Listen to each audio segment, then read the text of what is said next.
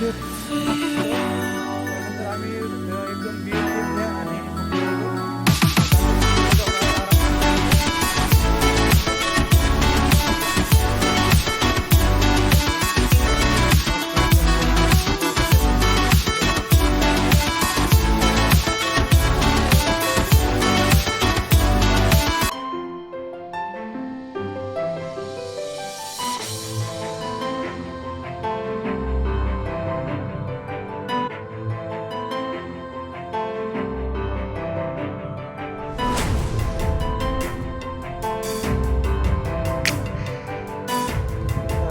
तर कोइंबतूर इंटरनॅशनल एअरपोर्टला आलो आहे.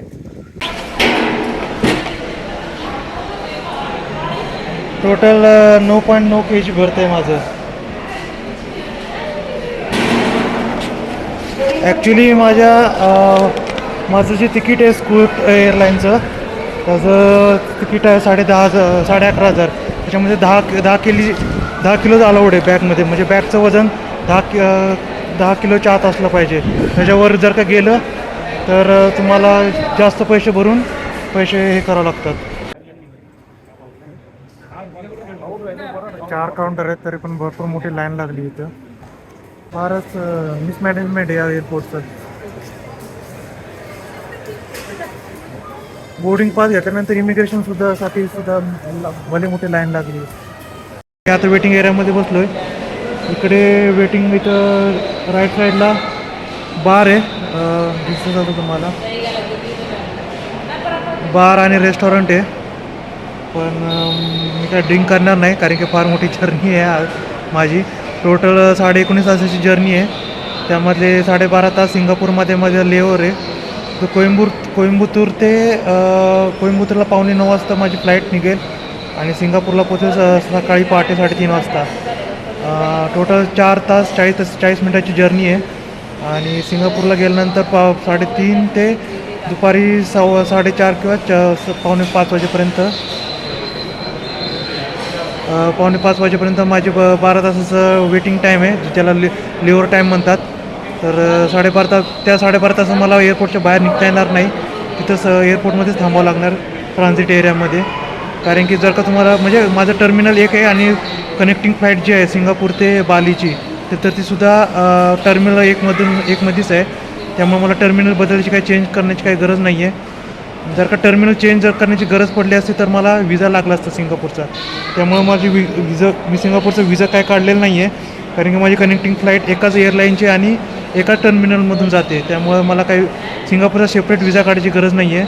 त्यामुळे मी इथून डायरेक्ट कोइंबतूर ते सिंगापूरमध्ये ट्रान्झिट, नंतर सिंगापूर ते बालीला दुसऱ्या दिवशी 20 तारखेला संध्याकाळी 7 वाजता पोहोचते मी.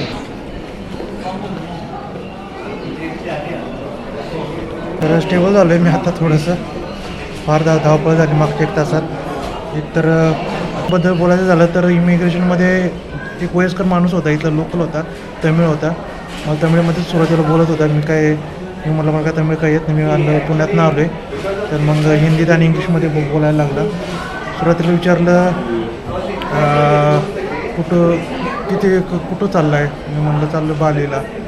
बोर्डिंग पास आहे का, विजा आहे का, सगळं दाखवलं त्यांना डॉक्युमेंट्स. आणि त्यानंतर म्हणला याच्या आधी कुठं फिरलं आहे. मी म्हणलं व्हिएतनामला, श्रीलंकाला आणि Uzbekistan, Kazakhstan.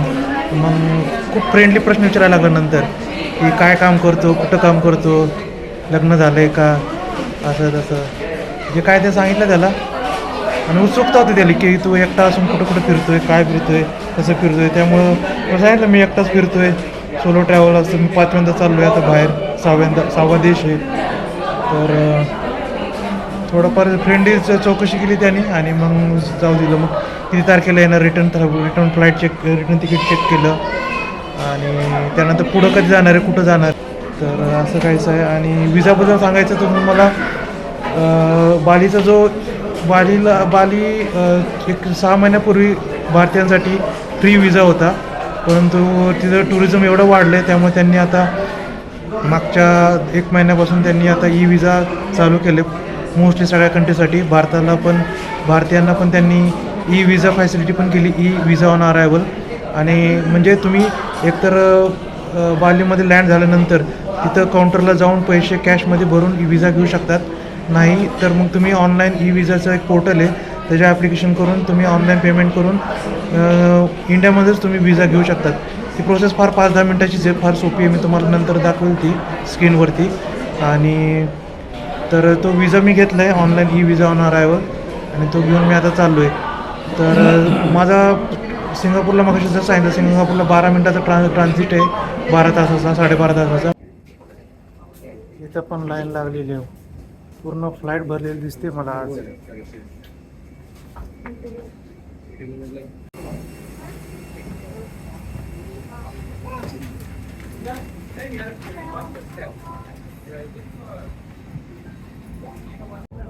Luckily window seat मिळाली मला, नंबर 28 ही आहे माझी. आणि असं कायचं हे प्राईस ची एअरलाईन आहे.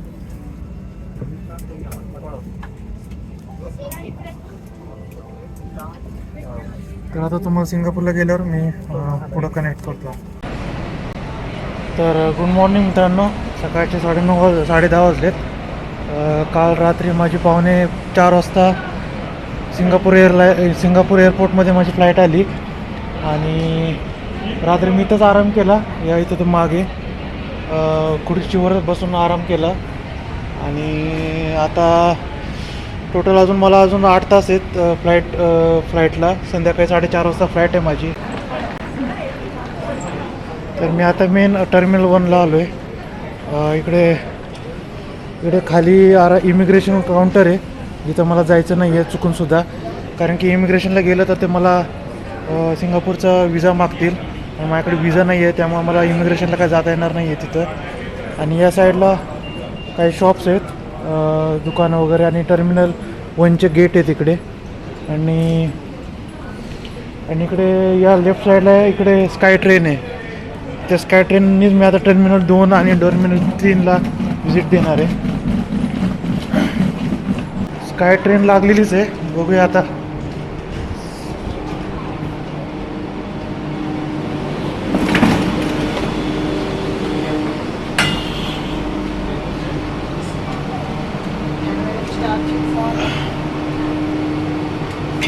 स्काय ट्रेनची सर्विस फ्री असते इथे. टर्मिनल 2ला चाललो आहे मी आता.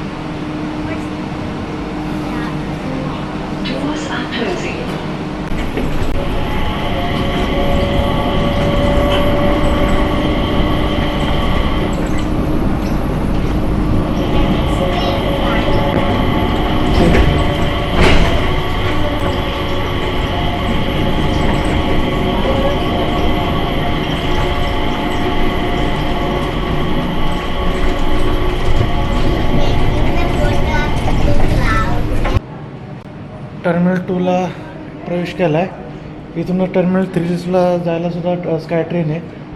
तर त्याच्या आधी मी आता टर्मिनल 2ला काय काय बघण्यासारखं आहे ते मी आता बघून घेतो.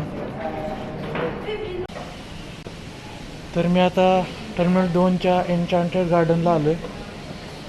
फारच सुंदर असं गार्डन आहे, तुम्हाला मागं दिसत असेल.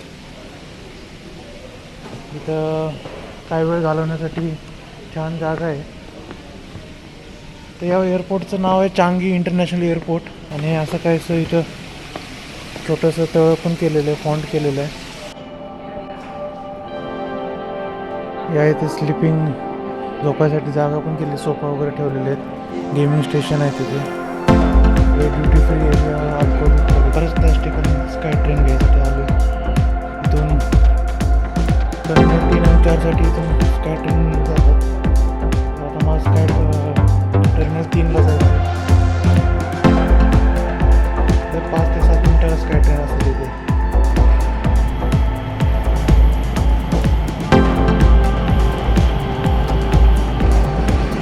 तिकडचा डोर बंद होता.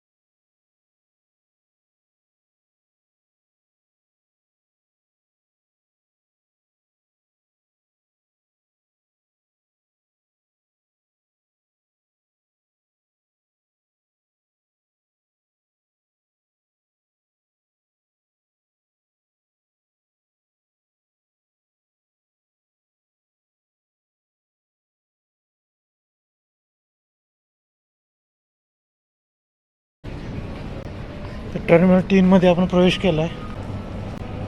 तर इकडे वरती 3rd फ्लोअरला बटरफ्लाय गार्डन आहे आणि फ्री मूवी आहे आणि लॉन्च ॲक्सेस आहे, ट्रान्झिट हॉटेल पण आहे आणि बस टर्मिनल जाण्यासाठी सरळ रस्ता आहे. इकडं बटरफ्लाय गार्डन आहे. तर असं काहीसं बटरफ्लाय गार्डन आहे. टुरिस्ट प्लॅन्ट्स ऑफ सिंगापूर बघू शकता. तर बसलेले आहेत. खाली पण भरपूर विजिट करण्यासारखे आहे.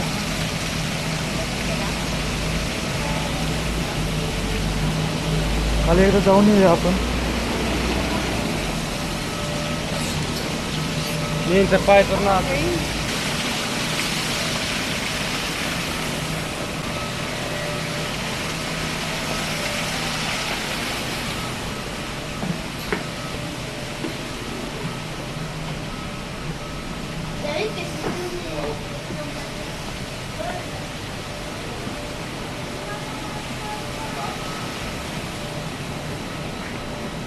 बॅग ॲक्च्युली वरतीच ठेवून आलो. इथं बॅग खाली आणायला पाहिजे होती.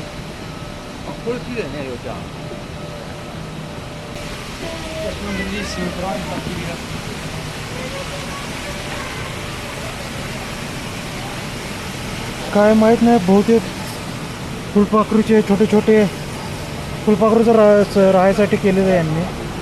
वरतून फुलपाखरू एंटर होतात आणि आतमध्ये आराम करायसाठी थांबतात बहुतेक. आणि हा इथला वॉटरफॉल आहे. तर फार सुंदर होतं. आता जातो वरती. तर आता आपण इथं मूवी थिएटरला आलो आहे. तर राईट साईडला पूर्ण एअरपोर्टच्या पॅसेंजरसाठी हे सगळं फ्री आहेत. बहुतेक जुमानजी का आतमध्ये जाऊन बघतो. जरा कन्फ्युजिंग आहे इथले टायमिंग.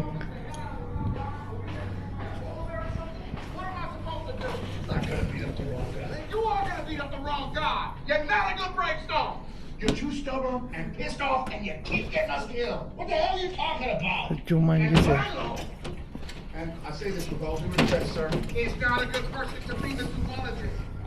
तर जुमानजीच होतं. जुमानजी पिक्चर लागले सध्या. Jumanji the next level. काय मला पिक्चर जास्त इंटरेस्ट नाही आहे.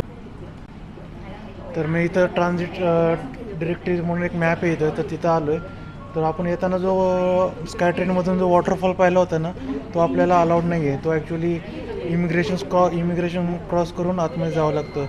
इमिग्रेशन क्रॉस करायसाठी आपल्याला ट्रान्झिट विजा पण नाही आहे सिंगापूरचा, त्यामुळे आपल्याला तिथे जाता येत नाही आहे. त्यामुळे हा बघा मॅप. आता सध्या आपण इथं आहे आणि इथे मूवी थिएटर होतं. तर असा हा मॅप आहे. त्यामुळे आपल्याला तो वॉटरफॉलला तर काय जाता येणार नाही आहे. त्यावेळेस मला इथं एक गार्डन दिसलं, कॅक्टस गार्डन, टर्मिनल 1मध्येच.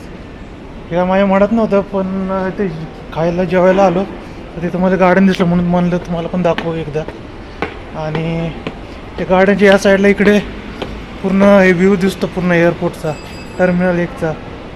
स्कूटचे फ्लाईट पण लागली तिथं. माझी फ्लाय स्कूटचीच आहे आता डेन्सपारला जाण्यासाठी. डेन्सपार ही जी राजधानी आहे बाली इंडोनेशियाची, त्याच्याबद्दल आपण बोलू थोड्या वेळाने. पण तत्पूर्वी आपण एक कॅक्टस हे बघूया, कॅक्टस गार्डन.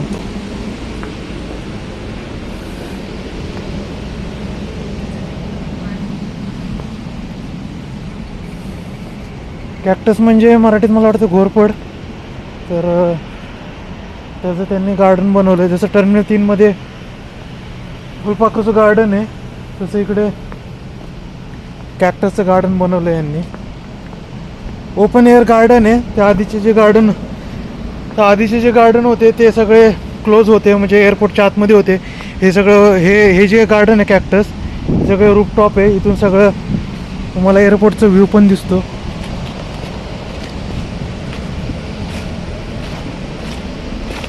हा असा एअरपोर्टचा व्ह्यू दिसतो इथून. फ्लाय स्कूटचीच आहे आपली एअर.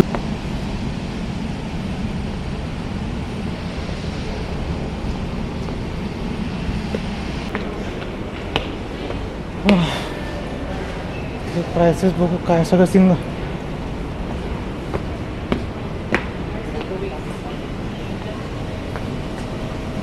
सगळे प्राइसेस डॉलरमध्येच, सिंगापूर डॉलरमध्ये.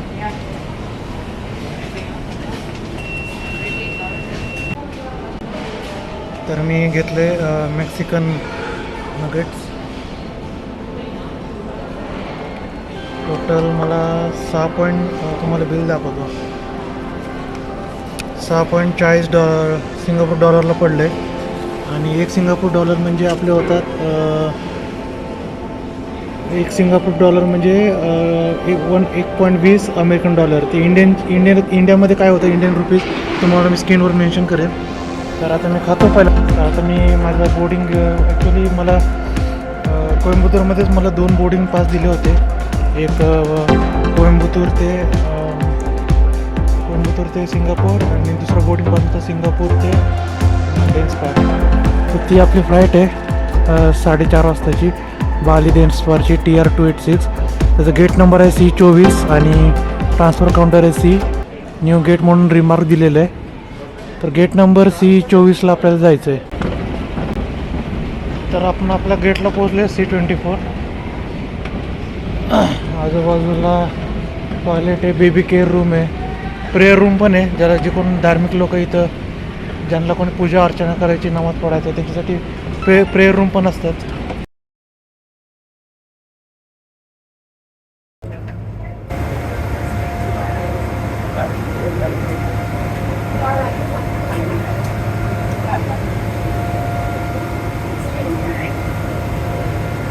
$38H. Okay, thank you. तर बोर्डिंग चालू झालेली आहे. मी आता माझ्या सीटवर बसलो आहे.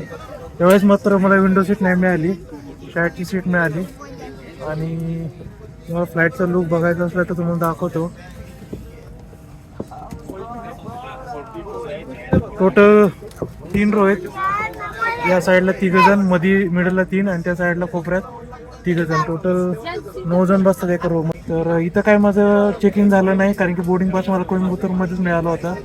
सिंगापूरमध्ये कोणी काही विचारण्याची पासपोर्ट, फक्त फ्लाईट घेत असताना जिथं फ्लाईट एअरलाईनवाल्यांनी फक्त माझा पासपोर्ट आणि बोर्डिंग पास चेक केला. बाकी चेक इन काउंटरला जायची गरज नाही पडली. इमिग्रेशन झालं, सिक्युरिटी चेक काय इथं झालेली नाही आहे. त्यामुळं जरासं फार स्मूथ झालं इथलं सगळं प्रोसेस. आणि तर ठीक आहे, आता बालीला डेन्सपारला पोहोचलं. तुम्हाला पुढे भेटू आपण.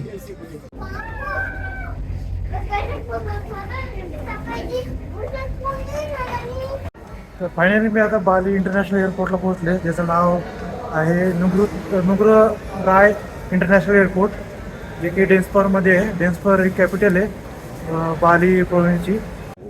आधीच फ्लाईट अर्धा तास लेट आणि त्यातल्या त्यात लाईन बघा किती मोठी लागलेली आहे. पूर्ण लाईनच लागलेली इथं. जवळपास अर्धा तास तरी जाईल आता इमिग्रेशनसाठी. तर माझा मित्र येऊन थांबलेला आहे, ते आदिन नाव आहे त्याचं. त्याला मी इंट्रोड्यूस करतो थोड्या वेळाने. इमिग्रेशन स्मूथ झालं. किती दिवस राहणार आहे, कुठून आला आहे आणि एकटाच ट्रॅव्हल करणार आहे का, एवढं फक्त क्वेश्चन विचारले बेसिक आणि पुढं पाठवतात. आता कस्टमला आलो. इथं कस्टम चेक होतं कंपल्सरी इंडोनेशियामध्ये कुठेही जावा तुम्ही. त्यामुळं इथे इलेक्ट्रॉनिक आयटम्स किंवा काय लिमिट आहे यांची, त्या लिमिटच्या वरती तुम्ही जर काय कॅरी करत असाल व्हॅल्युएबल गोल्ड वगैरे कॅश, तर इथं कस्टम ड्युटी भरावं लागते. त्यासाठी तर लाईन आहे मोठी.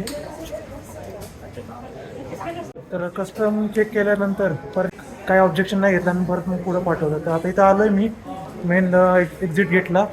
इकडे काही ATMs आहेत मागे, थोडी कॅश काढतो आणि मग बाहेर जातो. इथे काय भारतीय हिंदू लोक आलेत ट्रिपसाठी आणि कॅश काढली. कॅश 2,50,000 इंडोनेशियन रुपया काढलेत. आणि आता मी पहिल्यांदा बाहेर चाललो आहे. तर काय नाही, स्मूथ होता एक्सपिरियन्स. ATMमधून पैसे निघालेत. आता पहिलं टॅक्सी करून आता मला उबूदला जायचं आहे. तर जस्ट आपण टॅक्सी घेतली एअरपोर्टवरून. इथं पब्लिक ट्रान्सपोर्ट संध्याकाळी 7 नंतर बंद होतात बालीमध्ये पूर्ण. त्यामुळं संध्याकाळी 7 नंतर काय पब्लिक ट्रान्सपोर्ट बसचा काहीच ऑप्शन नव्हता. तर एअरपोर्टच्या बाहेर मग आम्ही टॅक्सी केली, जी आम्हाला पडली 3 लाख इंडोनेशियन रुपयेमध्ये. ग्रॅबमध्ये चेक केलं तिथं 3,60,000 रुपये दाखवत होते, परंतु जरा बाहेर येऊन जरा चौकशी केली तर 60,000 आमचे वाचलेत आणि आम्ही 3 लाखामध्ये 3 लाख इंडोनेशियन रुपयेमध्ये आम्ही टॅक्सी बुक केली.